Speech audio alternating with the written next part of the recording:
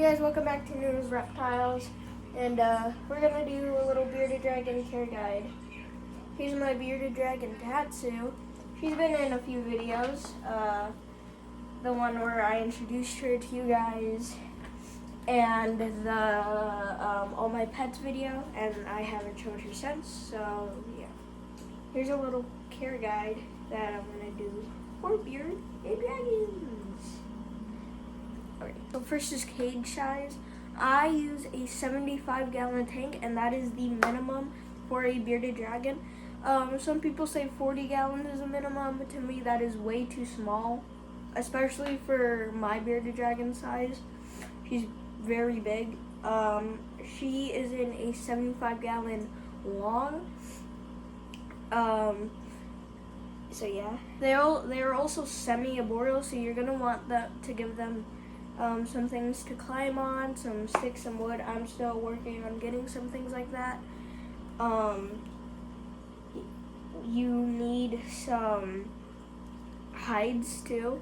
Hides are really good for bearded dragons. They can get spooked at times if you don't give them hides. I've seen some people not put any hides at all. I mean, yeah, that's fine. My bearded dragon barely uses it, but it's good to have one in there so they don't get too stressed. The substrate I use for my bearded dragon is Reptibark. I use Reptibark with my red-sided skink as well. It's really good. I might switch her to tile, but I don't know. She's gonna stay on Reptibark for a while though, but you don't want to use sand. A lot of like pet stores, like PetSmart or Petco, advertise bearded dragons using sand, and that's like just not good at all. They can get impaction if you feed the crickets on the sand, because if they bite the cricket, bite the sand with it, sand gets clumpy when it's wet, as you see, like if you go to the beach or something, it gets clumpy. That will get stuck in their belly and clog it, and they won't put out their waste or poo, and they'll die. Going back to tank size, it's really crucial you use a 75-gallon. If they're babies, maybe 40-gallon. Well, yeah, 40-gallon would be good for a baby, but with a full adult like Tatsu, she's 4 years old currently, you're gonna want to use a 75-gallon because they're fairly active. I know you've seen those videos of lazy bearded dragons, but these guys love to explore the wild. If you look at videos of wild bearded dragons in Australia, they're everywhere.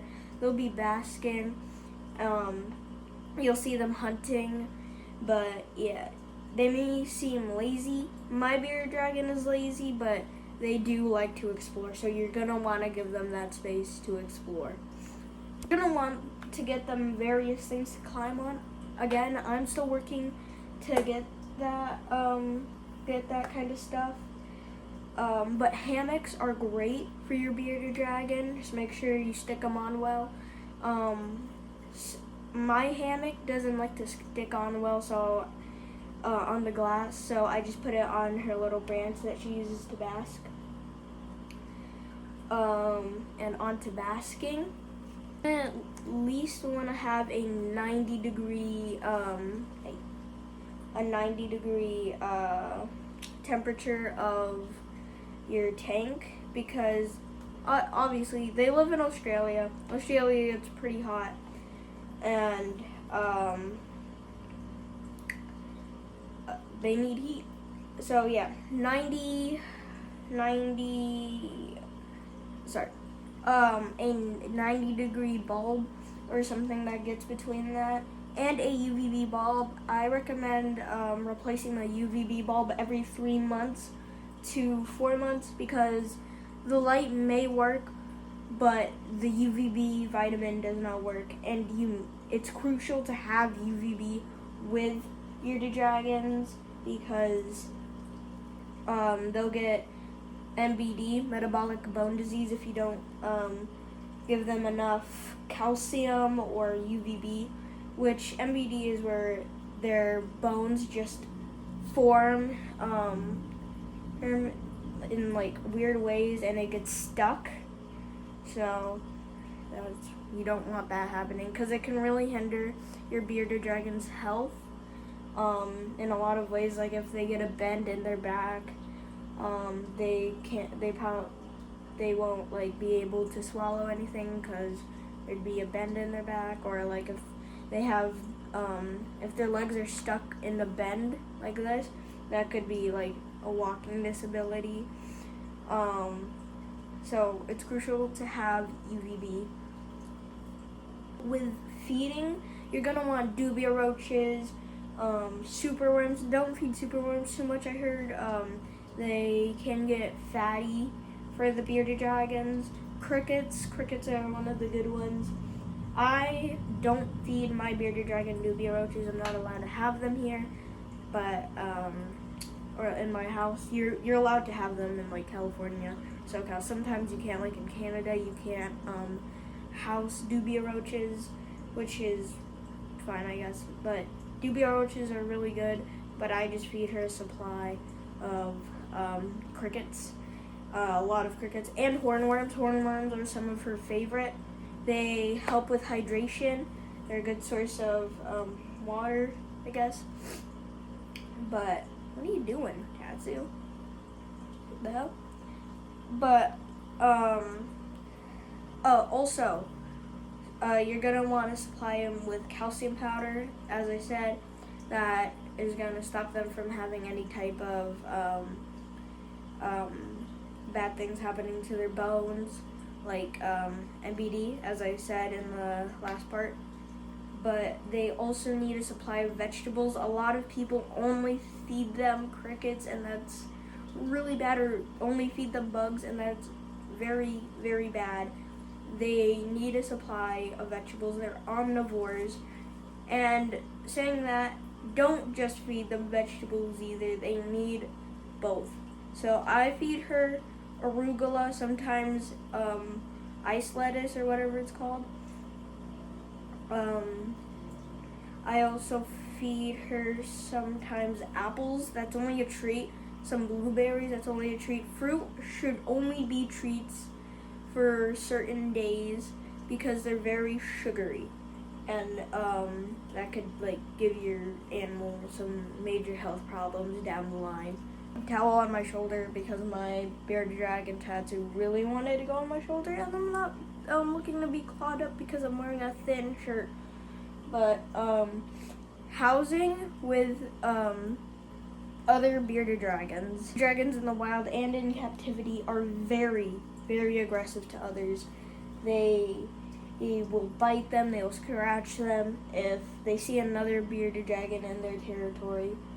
So housing a bearded dragon with another bearded dragon should not happen. Breeding purposes, fine, but take them out right after you know your bearded dragon is pregnant, because after that they'll just be fighting. The male could eat the babies, so you just want to look out for that.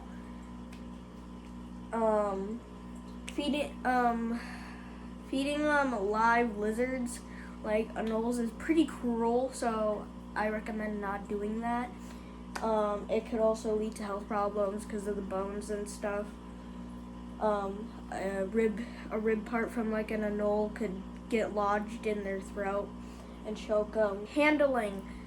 You should handle them on your shoulder, but be aware that their claws can be really sharp.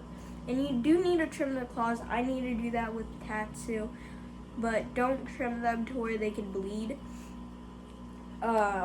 There's a certain point where you should trim the nails. I don't know too much about that, so you should search that up online.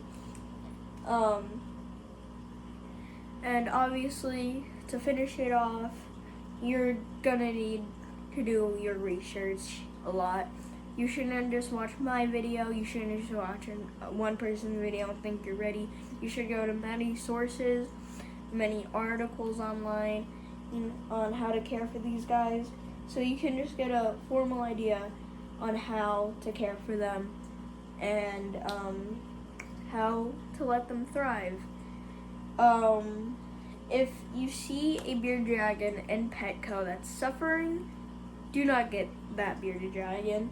First off, it would probably die within the next 2 weeks if you see a bearded dragon suffering. I had a bearded dragon from Petco when I was little. She lived in a good 4 years, actually a good 4 years, but he sadly died. I know 4 years isn't that good because they can live up to 25 years, which is phenomenal, and she's only 4 years old, so I have like, if everything goes well, I have some time with her. But yeah, my original bearded dragon passed away because I'm not trying to like help myself, because I'm very guilty of my bearded dragon dying, because I was very little at the time. I was like 3 or 4 when I had this bearded dragon, and I kept him with the green anole. No, the green anole did not get eaten, but it did die because there was no humidity, there was no places for it to climb, there was no crickets being fed to it because it wouldn't eat for some reason. That's another reason you should not get green anoles from Petco or anywhere else. I honestly don't like green anoles as pets.